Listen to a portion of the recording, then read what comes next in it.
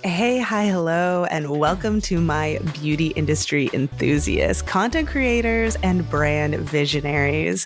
Get ready to step into a world where beauty meets business, where the creator economy blends seamlessly with strategy. I'm Sonia Elise, and this is Lip Service, the podcast.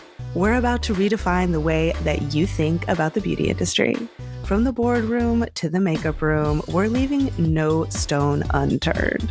Lip Service is your backstage pass to the beauty industry's best kept secrets. Now take out your notebook, fill up your emotional support water bottle, and swipe on your favorite lip gloss. Let's get into the episode.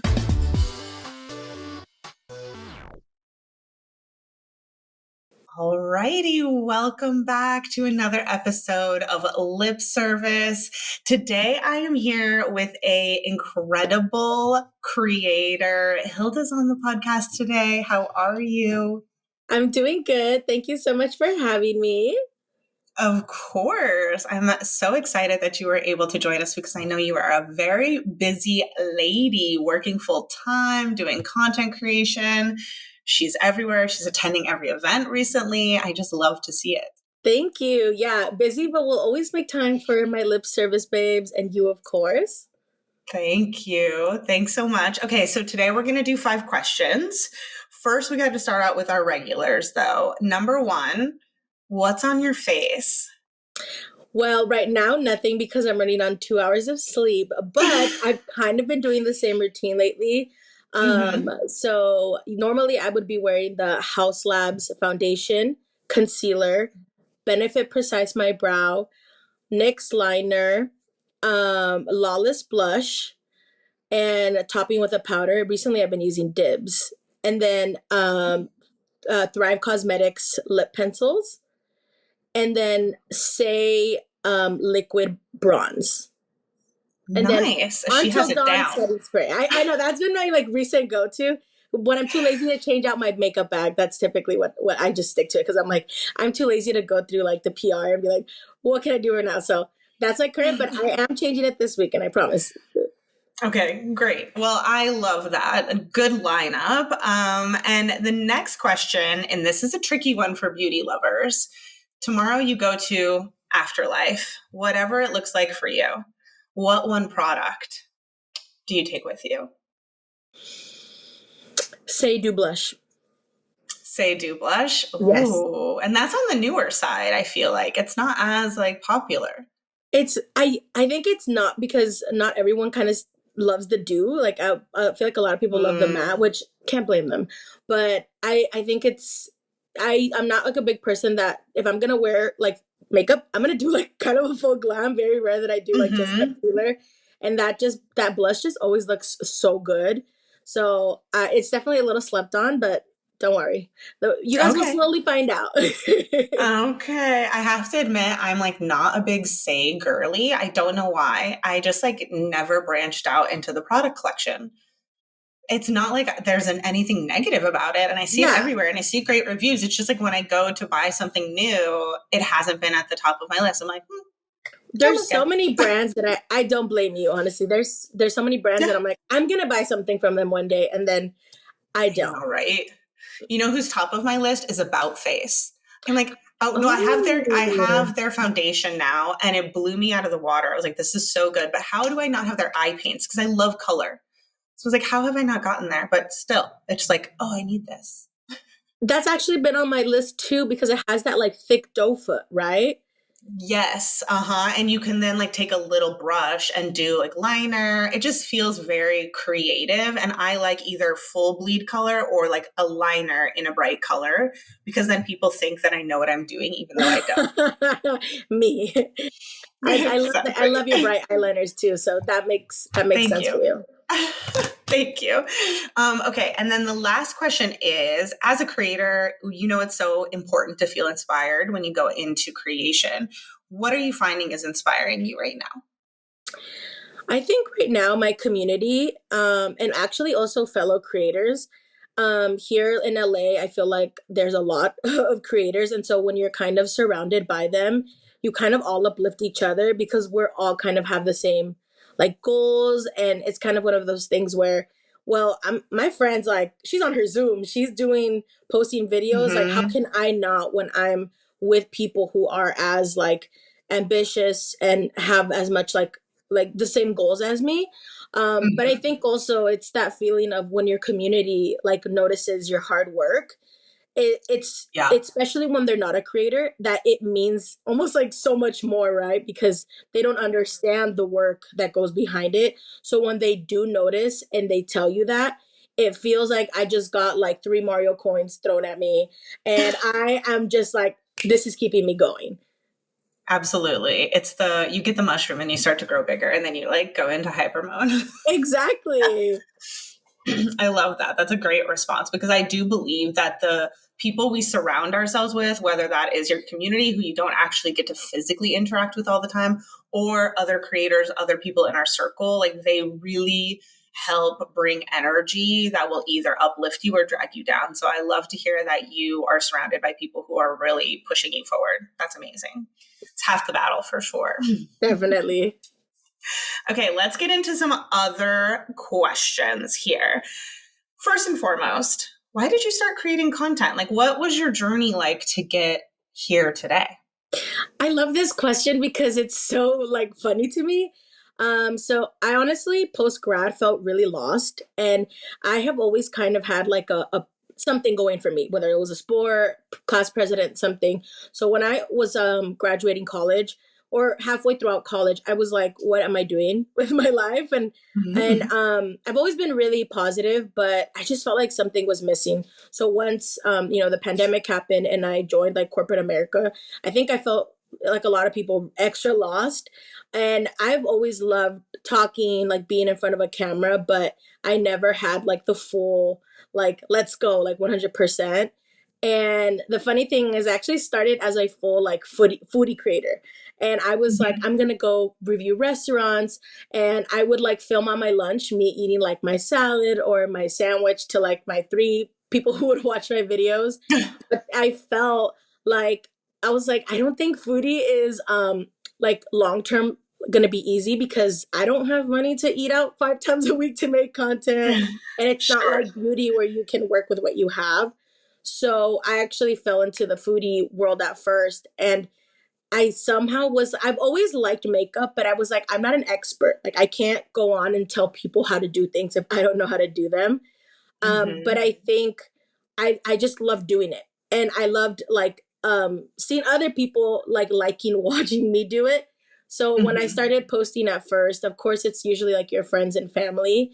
But I feel like I started finding community. I started finding other beauty creators who were around my same level, who like they were probably living like in 12 states away, but they just made me feel like I was part of something. Yeah. And I think I really lacked that like community aspect. I like a lot of us did during the pandemic, but I just felt like I Sure. hadn't found my thing post college. And when I started creating content, it was very like I'm not shy, but I was scared. And I feel like I got really comfortable with it after about maybe a year. And now I'm just like, it kind of, not to be cheesy, but it kind of saves me in a way, and it gave me like a purpose. And for the first time, I think in my like 26 years, but let's say pretend I'm 21, that I feel fulfilled and I feel like I've found what makes me happy, and also like brings other people happiness too. Yeah, like you fulfilled some sort of sense of purpose in this journey, which is amazing. Did you start as TikTok first or IG first or both kind of at Oh, the same definitely TikTok. Like I was time? like posting on Instagram used to feel like people were watching me like use the bathroom. I was like, I'm not doing that because you have like high school friends, like middle school, and I was Hmm. like, they're gonna think I'm some like wannabe, right? Like they're gonna think, but the reality is people always think of that when you're starting out because Hmm. but once you start to like see success, they're like, wait, maybe she's got something. So Yeah. I definitely started, I felt more comfortable on TikTok. I mean, to this day, I still kind of do. But Hmm. I've opened up a lot more to Instagram. And I feel like TikTok brings me more like engagement in views, I guess, or engagement in people, but I feel like Instagram allows me to like deepen the connection through like stories Yeah. because I'm really active on stories. But I love Hmm. both, to be honest, but Yeah. definitely I found myself more comfortable with Instagram now, 2 years later. Well, I agree. The way that you just described that is why I always tell creators be on two platforms, especially when it comes to TikTok and Instagram. Even if TikTok is where you got your foothold, you have to find a way to get comfortable on Instagram because it's true. It just has a better way to deepen your connection through stories. I think that, like, even if you never post anything on your feed, if you're consistent on stories, that's a great way to use Instagram. Like, fine, that's totally fine. It's also a great way to convert if you want to use affiliate links. Like, it's just more like if you're a serious influencer creator, you have to be on Instagram in some way because it offers more opportunities at the end of the day than TikTok does. It definitely does. I'm even on Facebook now. Like, and do I Oh, have a big following on there? Absolutely not. But I definitely have. I like repost my things on there, and there's a little audience there. So I'm there you definitely trying go. to be on as many places. I'm on YouTube Shorts now too. I'm everywhere. Yeah, So as definitely, you have to be. Good for you. yeah, definitely trying to expand my audience as much as possible, and just kind of build and see what happens from there. Great. Okay, so what's one investment you made recently that's helping you show up online more effectively? I would honestly say two, two things. My camera, so my Sony ZV-10, my boyfriend Hmm. actually got that for me for my birthday last year because he knew how much I really wanted to like vlog. And he was like, I believe in you. You got this. And I was Oh. like, wait, pressure. Okay. And he got me that, and my best friend for my birthday or for Christmas actually got me like these like studio lights. And Hmm. not lie, I do sometimes forget I have them, but I think brands have noticed that first. When I first used to actively use my camera a lot, I think that's also when brands started kind of, oh wow, like this is like good quality. And Yeah. so I definitely have a mix, and I don't always use it, but I Mhm. think those investments were definitely worth it, and kind of just, I guess, people took me quotation a little more serious. Mhm. And it's definitely worth it, and I try to use them as much as possible, so then I like getting my money's worth. Absolutely. I know so many people get new cameras, new lighting, whatever else, and then they still just like use back camera on their phone or they use front camera on their phone. And I'm always like, no, don't do that. But I do understand there's like a place and time for everything, right? I think if you're like replying to a comment on TikTok, do it in your phone, like go with it. If you're doing Mhm. trending stuff, just it doesn't matter how high quality it is. But if you're sitting down and you're trying to do a vlog, you're trying to do a very serious get ready with me where you like really want to show detail and you want to thoroughly review a product, that upgraded camera and lighting is an incredible investment for especially beauty creators. Yeah, Light and being able to see the texture of like your skin, the correct color, your hair, all of that stuff, I think does give you a level up when it comes to monetizing. definitely.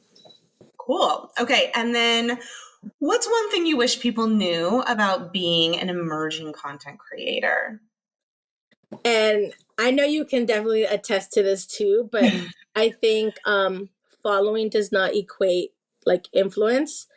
And I Hmm. say this as someone who has gone, this is crazy to say, okay, who has gone on a brand trip, who has worked with some amazing brands, and has just had so many opportunities that like you would not expect someone with under 5K to have. And I really want people to know that I understand the frustration when you don't grow as quick as you'd like, or you may not always see the immediate results. But I think success, A, looks different for every single person, but B, like, that's, I think, the reality for most of the creators. I think the comparison game is really, really like easy to do because we see these huge creators that have, you know, these like luxury things in life, and we're like, Hmm. well, why don't I have a million of these things? But it's a lot of patience and long game, which I honestly, to be very transparent, I learned a part of that through you, Oh, because thank it you. was like, I think I told you this, but I was like scrolling on my For You page, And I was like, when I first started beauty, I was definitely very like numbers, like where my followers did this, like look over analyzing. And I was Mm-hmm. frustrated because I was like, like not things aren't happening. And I saw one of your videos that was like, you need to like love this. You need to love the journey. You need to enjoy the journey. And I feel Mm-hmm. like that kind of shifted my perspective. And so when I stopped chasing things heavily, I think that's when things started coming to me. So I just wish more people knew that like this is like kind of this is a long-term thing. And I I think I can you can sit back and wonder every day like why are views lower, why are this, but there's Mm-hmm. a deeper meaning to why we do what we do, whether that's through like Yeah. building like confidence, you know, making honest reviews, different Mm-hmm. things, I think, but definitely to like sit back and enjoy the ride. I say this and then tomorrow I'm gonna be like, why don't I have a million followers? And then, I know. but I know. we're It still is. human. I know. It is one of the hardest fights I think content creators have because, of course, the goal is to grow, right? So it's hard not to have that in consideration. And there are brands out there that only want to work with people who have over 10,000 followers, only want to work, and that feels discouraging. But there's also so many brands who are looking for someone who does something special online, who does something different. And the more I see people focus on exterior things that they can't control, you can't force someone to hit follow. You can't Okay. force the algorithm to push you out to hundreds of thousands of people, right? It's completely out of your control. The only part in your control is to create at the best that you can and hit post. That's it. After that, it's like out to the gods, right? Like you don't Exactly. know what's going to happen. And that's like, I mean, that's a lesson for all of life, right? You can only control what you do and what you bring to the table. And once it's out there, you're at everybody else's mercy and it's at your own reaction and your own motivation at that point. So I'm really glad that you saw that and that we connected because it makes me so happy to hear that things that I say land somewhere. Yeah. Yeah. My FBI, I always make a joke. My FBI agent was working overtime that day because I was going through it at that time. Good. Yes, things will find you when you need them. 100%. 100%. Yeah. And with that, right now, what is like, where are you with your following? So on TikTok, you have how many followers? I About. have I think like almost 4K. Okay. And And then on Instagram. Instagram almost 4K, which is funny Perfect. because I used to have more on Instagram, but that was because it was like a mix of people like I already like had and grew up and college Mm-hmm. college, Yeah. intoxicated. Let's follow each other in the girls' bathroom Mm-hmm. type. But Yes. now it's and surprisingly I have a little over 800 subscribers on YouTube. And I just started YouTube last year when I got my camera and I only have like I think 3 long form videos, but it's shorts. What actually really got me that subscriber, I had like one random beauty transition pop off and that honestly I think got me like maybe over like 600 subscribers, like maybe like and so Huge. I was it's awesome because I'm like wow like that's crazy like YouTube is definitely a different beast that I'm still Mm-hmm. learning and I'm trying to be more active on too. But my and then Facebook I have like 76 followers, so small but mighty. But I always say like my community is small but like mighty. They're very strong. Mm-hmm. I don't know how, but on TikTok I have like almost a 30% engagement rate, which is like absolutely nuts. But oddly enough, on Instagram, I only have like I think like 10%, which to me is That's still so high.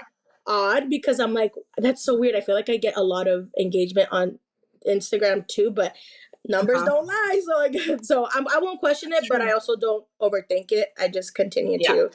to go on. And at the end of the day, I'm just grateful overall for anyone to take the time to respond because I mean, one thing I wanted to add to the previous question too, that if it's like what's something a lot of people is also like to not take things personal. And I think I learned that through different ways of like whether that's if a PR, like if a brand doesn't put you on a PR list, if a brand doesn't invite you to an event, it's not personal, it's not you. And I think a lot of or if someone looks at your story doesn't like your stuff because I think on threads every day I see at least one creator like complain about that we see these people like our things but they don't engage. And I think it's easy for us to think that as creators because we want that, we do that. But Of course. pre-creator us did not think that way.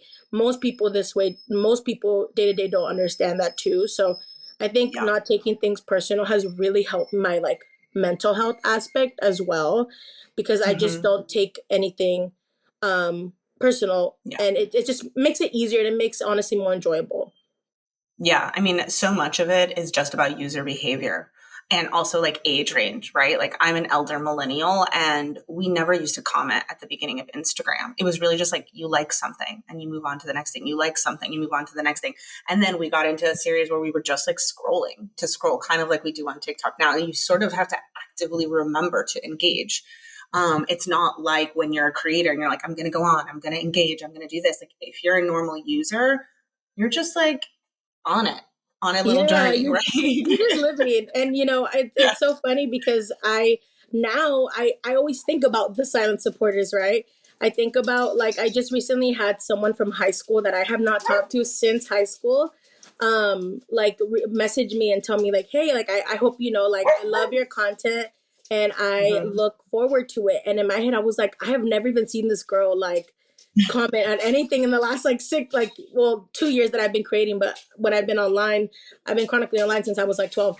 But I was like, wow, I never knew that, you know? So it's just one of those things where you do have people that are supporting, and we do wish that everyone would comment and like, but there's people, I had this thread that got like, just know that there's always at least one person that's looking forward to watching you post, even if it's your mom, even if it's your neighbor, there's always like some person that is happy when they see like you in their feed.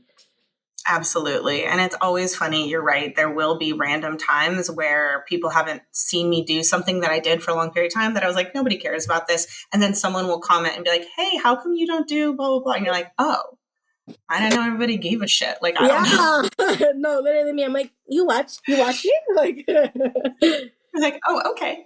Yeah, those are some really, really great points. And now that we know your follower count, I'm actually going to cut to our exclusive audio that just goes to the lip service group members and ask you about what you charge for some of your projects. So if you oh. guys want to hear that, make sure that you are a member of lip service over on Geneva, which is completely free. We have a bunch of these bonus audios there where you can hear about what people are charging at different levels. So I love that you just talked about your Sephora partnership. And I'm going to ask you a little bit more detail about that because I know you also did a long format YouTube video that I think everyone should head to and get into the full detail of how you got connected with Sephora for this partnership. But if you want to give people just like a little overview of what that was like, because I'm sure that is a dream partnership for every single person listening, tell us more.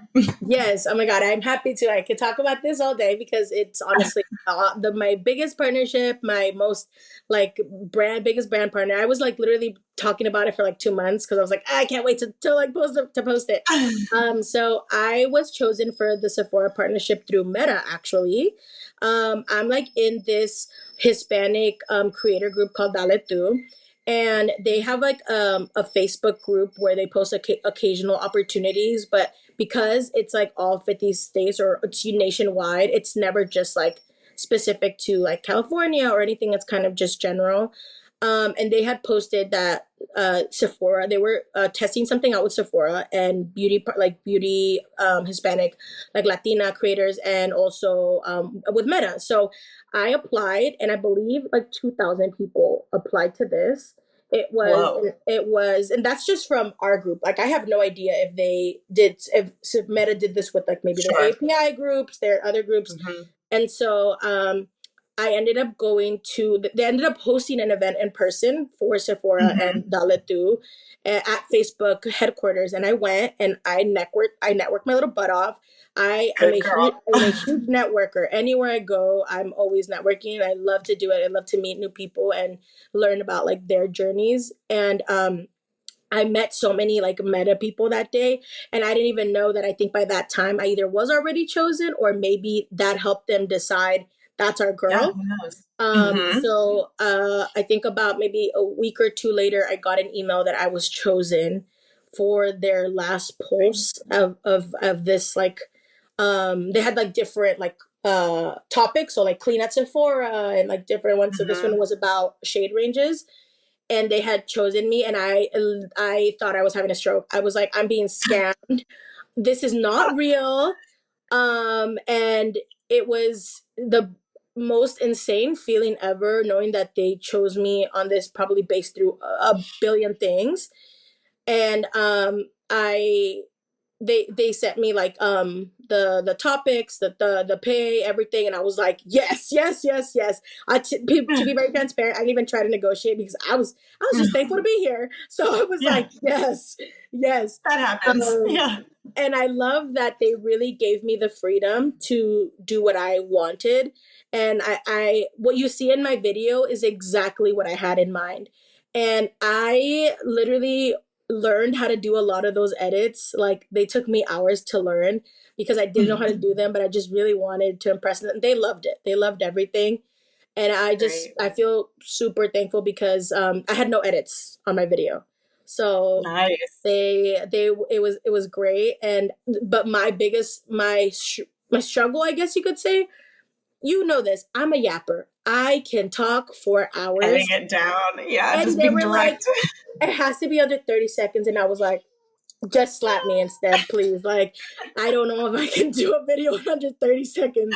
No. But that was my biggest struggle, of finding ways to still like highlight the products, because it was the House Labs by Lady Gaga, which I Hmm. love that foundation. I have been using it since then. I was dropping breadcrumbs and like posting them in my other videos, Yeah. because I genuinely love the product so much.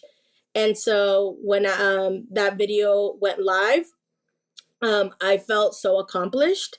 I felt like not I made a joke to my friends, like, am I peaking in high school? Like, is this my peak? Like, because I was like, It's is this definitely it? not But your peak. and No. it was like such an amazing partnership. And I the feeling I have, like, I felt like I could do anything from that point on, working with Yeah. that. I worked directly with Meta, and then they would work with like Sephora on this. So this went through like rounds and of approval, and this was like a Hmm.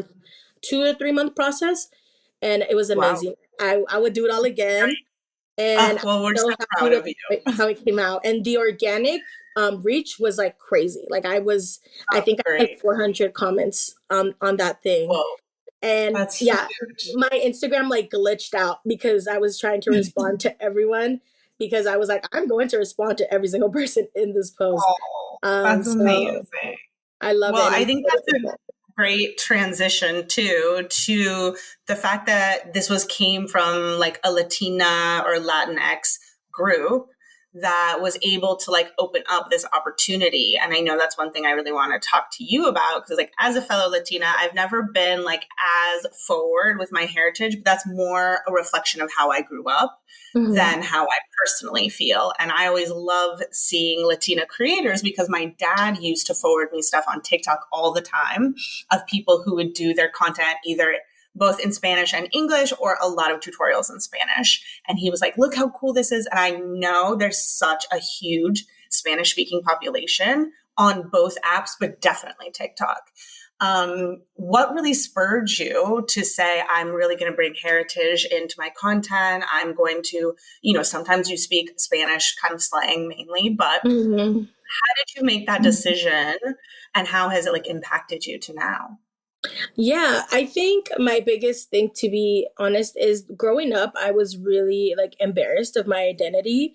I don't know why. I think it was because like I'm Salvadorian, so there's not a ton of us, and I Hmm. always felt like kind of the other, or because like I was born here, I felt like, there's a saying in Spanish called ni de aquí, ni de allá, which means not from here, not from there. And Yeah, like I always felt like that. And once I got older, I realized, I was like, why am I embarrassed to be myself? sure. And so once I started getting a little bit more confident in myself as a person overall, I was like, I want to share like all parts of me online. And so I always make a joke. My mom makes a joke that my Spanish isn't perfect, but it doesn't matter, because we come all differently. Like we all come in different shapes, sizes, we speak different amounts of Spanish. So in my content, I feel like I wanted to represent that because there's not a lot of us. There's a lot, and I'm so grateful for those paving the way who have paved the way. But in the bigger picture, there isn't a lot of us. Yeah. Especially like in Hispanic households, like following your creative dreams is like a big no-no. Not You need a thing. financial stability. You can't follow your little creative Yes. dreams. But I'm doing both. I have my little stable 9 to 5, and then I have my content. And so Hmm. exhausting, yes, worth it, yes.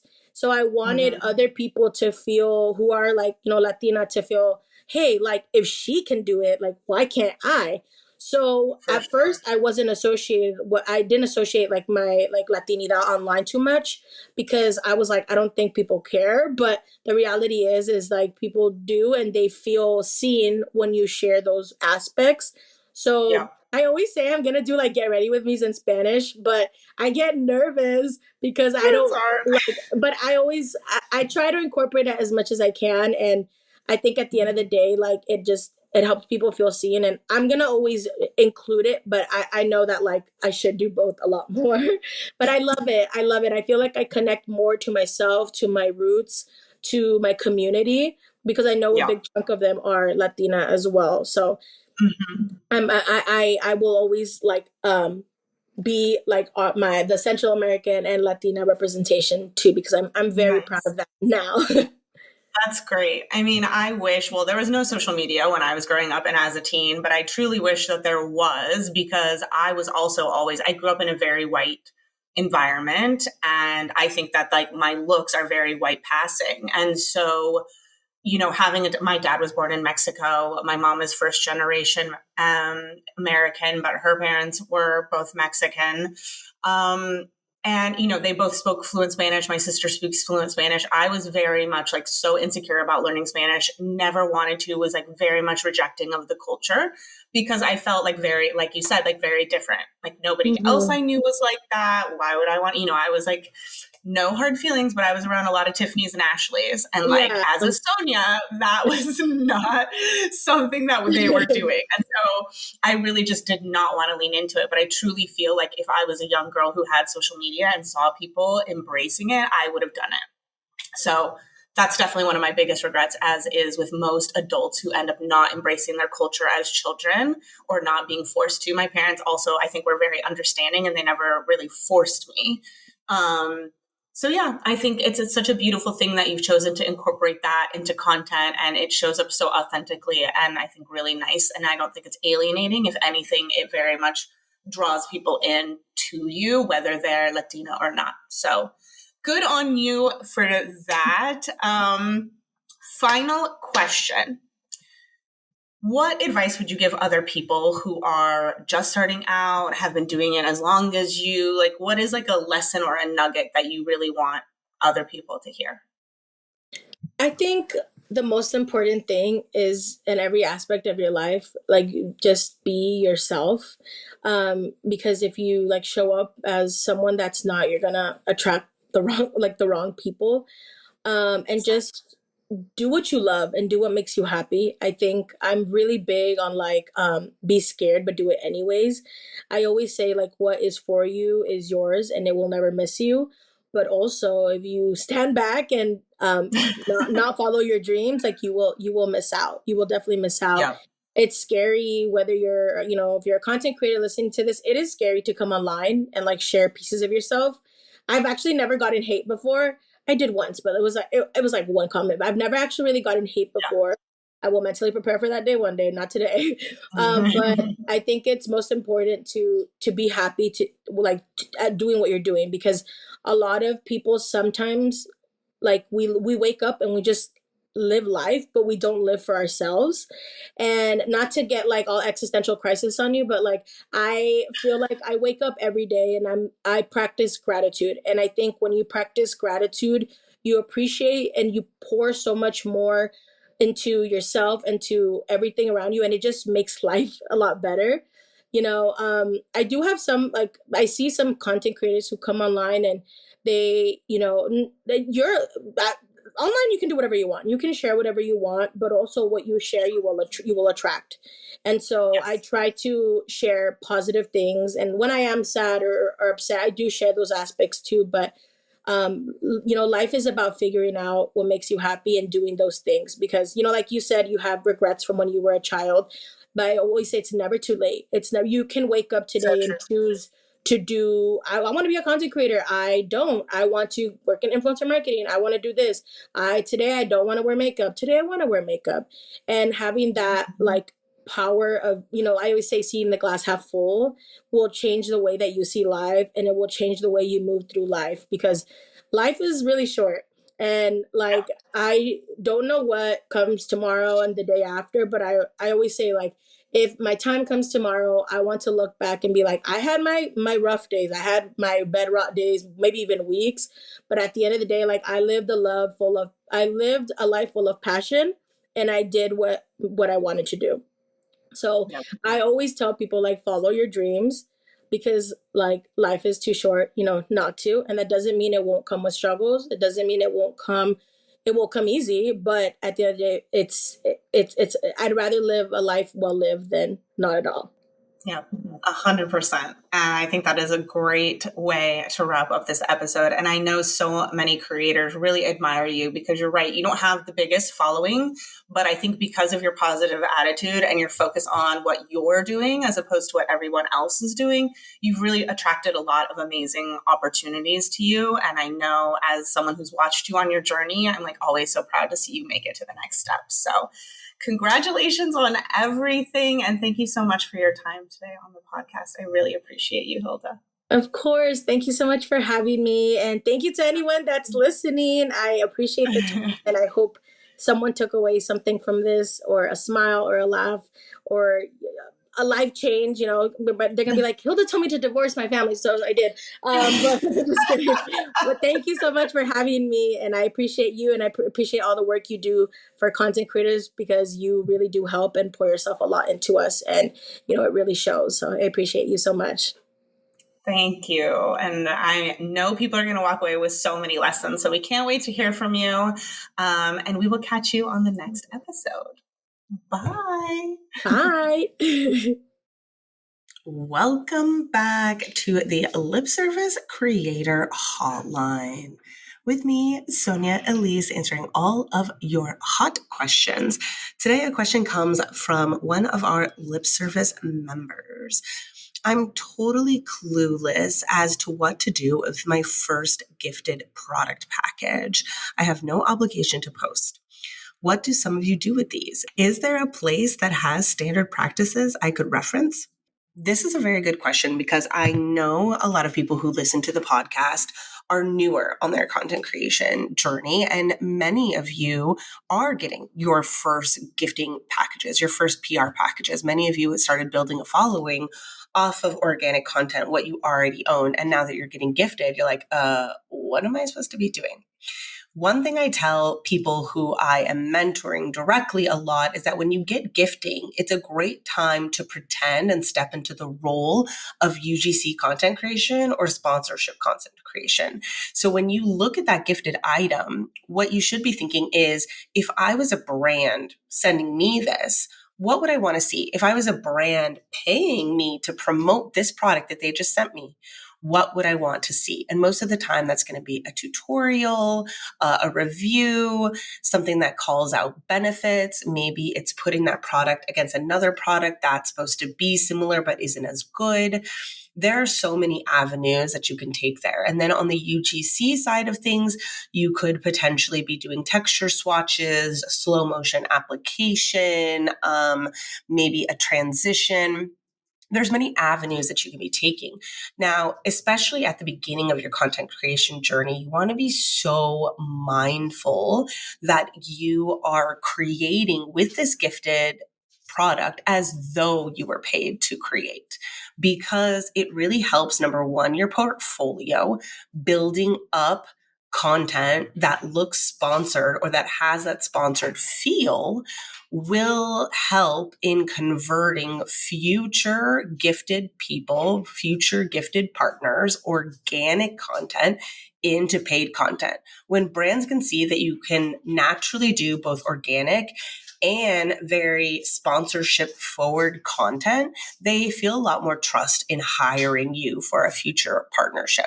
So I would definitely recommend that the second that you get gifted stuff, number one, this is why it's important to have Instagram, to all my TikTok girlies.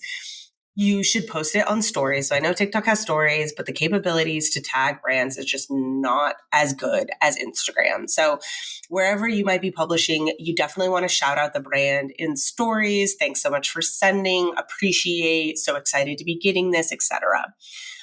Maybe some first reactions if you're swatching it or putting it on right away, like a lippy, and then probably a call to action for your audience and your community. Check back, I'm going to review this, or check back, I'm going to test this for the next couple of weeks.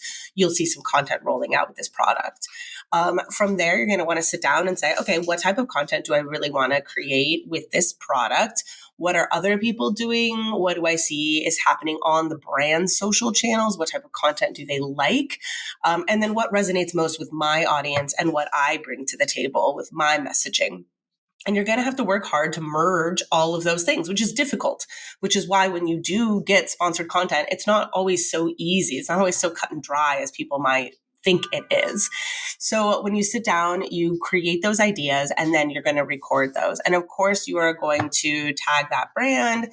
You need to go ahead and disclose that it was gifted product. So whether that be in the caption or on the video itself, mentioning or just writing with text overlay, gifted, got this in PR, reviewing from PR, whatever that might be, to make sure that you're complying with the FTC regulations there.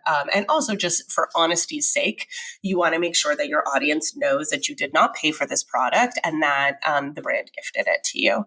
Then I would suggest that you go ahead and create those concepts, whether that be one video or 3 videos, especially when you're smaller, maximizing the opportunity to create content around gifted product.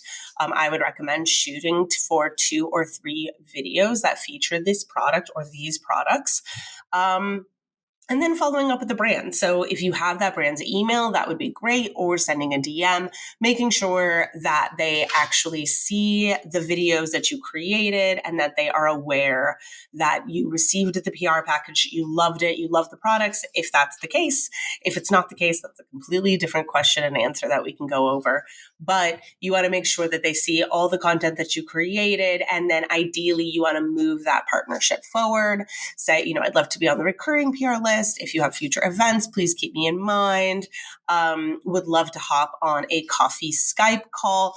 Would love to connect on LinkedIn. Just get a better feel for that contact and really bring them into your universe and start becoming a real friendly to that brand. I would not personally suggest, unless you have been gifted by a brand multiple times, that you pitch paid right off the bat there. This is just giving them a taste of what you're able to create and starting to build the relationship. This is not, I did this, I made these videos, now pay me. This is the beginning of opening the door to something bigger. This is what I can do, and I'd love to grow this partnership together. So that's a big thing that I think a lot of creators don't realize, and a lot of creator coaches really say, convert them to paid right away. That's not how sales works. Most of the time you have to have much warmer leads, which means recurring PR list. You've attended events, you've chatted one-on-one with the PR contact or in-house contact that sent you the PR. And you're just part of the brand universe for a little bit longer before you're saying, hey, at this point, I'd like to open up a conversation about, getting paid for some of this content that I'm creating. The longer version of this keeps going on to, you pitching that paid partnership. If it doesn't work out, maybe continuing to support for free for a little bit longer if you really love them, but then eventually likely moving on to other brands, because as you grow, you'll find that you're getting a lot more PR and you just don't have the time to dedicate to free content like you used to. So that is the 7-minute version, I'm watching myself now, of what to do when you get gifted PR. These are the steps. And it is so important that content creators know this, because if you don't feature a brand right in their gifting, if you don't follow up with that thank you, if you're not following up with like, hey, I posted, hey, I did this, why would they keep gifting you? Why would they keep you in their universe? You have to be showing that you're providing value in order to move through that creator funnel that eventually leads you to paid deals. So make sure you're taking notes if you are new to this. And even if you're not new to this, hopefully this was a good refresher of some of those basic steps that you should be thinking of every time that you get gifted PR. Don't forget that you can ask me questions at any time, and I will feature them here on the pod if you are a member of our lip service community over on Geneva, the app. It is completely free to join us there, and you can find the link in the show notes.